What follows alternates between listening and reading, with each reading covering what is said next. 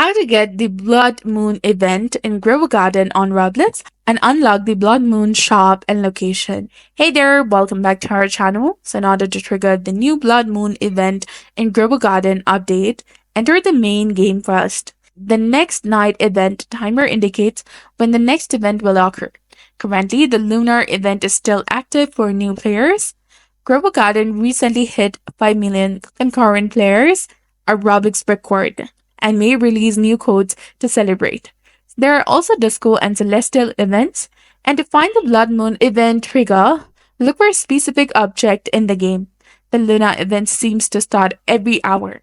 It appears the blood moon event starts every 3 lunar events or every 3 hours, so the shop will offer new items during the event. So this was all about it. If you found this guide helpful, please don't forget to like, comment, share, and subscribe to our channel for more amazing tips and tutorials.